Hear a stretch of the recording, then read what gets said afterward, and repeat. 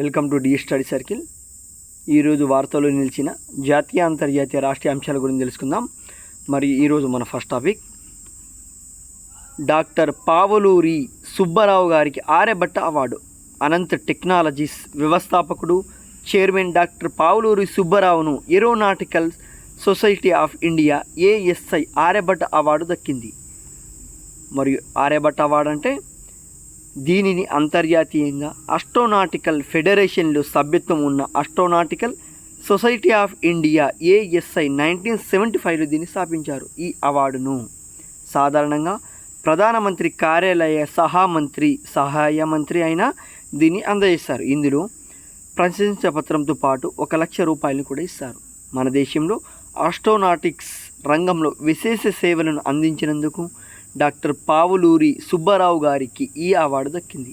ఈయనకు గతంలో భాస్కర్ అవార్డు కూడా లభించింది. ఈ 2 అవార్డును దక్కించుకున్న అరుదైన శాస్త్రవేత్తగా ఈయన గుర్తింపు సాధించారు. నెక్స్ట్ పాయింట్, దుబాయ్లో కృత్రిమ వర్షం వల్ల వరదలు. కృత్రిమ వర్షాలను క్లౌడ్ సీడింగ్ అని అంటారు.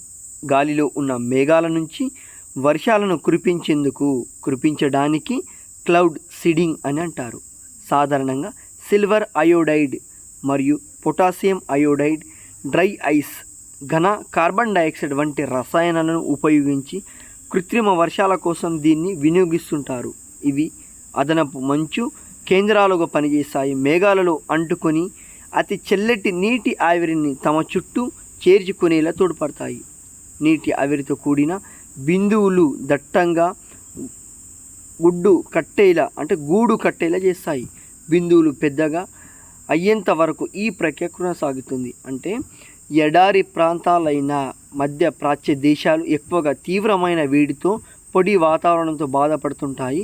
ఇక్కడ వర్షాలు పడడం చాలా అరుదు. అయితే క్లౌడ్ సీడింగ్ అనే ఒక సాంకేతికతతో దుబాయ్లో కృత్రిమంగా వర్షాన్ని కురిపించేందుకు ఆకాశంలో విమానాలను ఉపయోగించి కృత్రిమ వర్షం సృష్టించబడుతుంది. కానీ ఈ సాంకేతికతలో లోపాల వల్ల మొత్తం ప్రణాళికలు కూడా దెబ్బతింటాయి. కృత్రిమ వర్షాలను కురిపించడానికి సిల్వర్ అయోడైడ్ మరియు పొటాషియం అయోడైడ్, డ్రై ఐస్, ఘన కార్బన్ డయాక్సైడ్ వంటి రసాయనాలను కూడా ఉపయోగిస్తారు.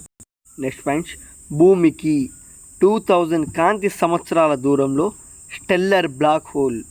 యూరోపియన్ స్పేస్ ఏజెన్సీ చేపట్టిన గయా మిషన్ ద్వారా సేకరించిన డేటాను విశ్లేషిస్తుండగా అనుకోకుండా పాలపుంతలు అతిపెద్ద స్టెల్లార్ బ్లాక్ హోల్ను గుర్తించబడినట్టు ఒక national central for scientific research ఖగోళ పరిశోధకులు తెలిపారు. ఈ కృష్ణవిలం ద్రవ్యరాశి సూర్యుడి కన్నా ఏకంగా 33 రెట్లు పెద్దగా ఉంటుందని దీన్ని గయా BH3 అని పేరు పెట్టారు.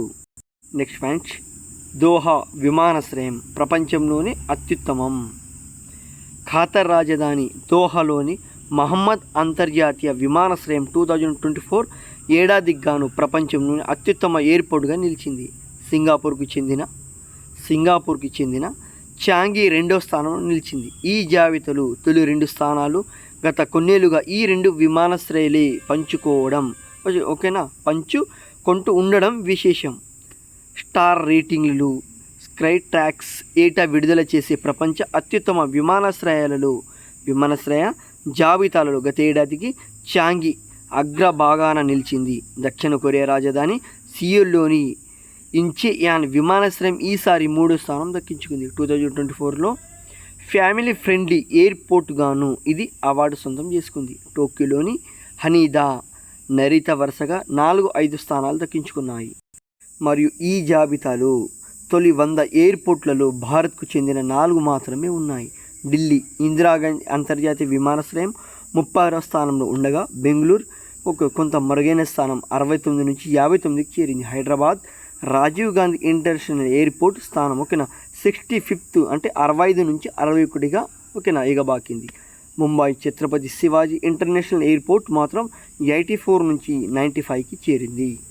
నెక్స్ట్ పాయింట్, గుజరాత్లో అతిపెద్ద పాము శిలాజాలు గుర్తింపు. గుజరాత్లోని కచ్లో ఇటీవల గుర్తించిన శిలాజాలకు సంబంధించిన IIT రూర్కీ ఆసక్తికర విషయాలను వెల్లడించింది. ఇవి ఒకప్పుడు ప్రపంచంలోని అతిపెద్ద పాముకు చెందిన వెన్నుముక భాగాలు కావచ్చని పేర్కొన్నారు. అంతరించిపోయిన మాస్టోయిడే జాతికి చెందిన ఈ పాము పొడవు 11 to 15 మీటర్లు ఉండొచ్చని తెలిపారు. ఓకేనా. గుజరాత్లోని అతిపెద్ద పాము శిలాజాలను గుర్తించిన ఐఐటి రూర్కీ శాస్త్రవేత్తలు. నెక్స్ట్ పాయింట్, భారత నేవీ కొత్త చీఫ్ దినేష్ త్రిపాఠి గారు. భారత నేవీ చీఫ్ అడ్మిరల్ అయిన హరికుమార్ గారి పదవీకాలం ముగియనుండగా కేంద్రం వైస్ అడ్మిరల్ అయిన దినేష్ త్రిపాఠిని కొత్త చీఫ్గా ప్రకటించింది. ఓకేనా.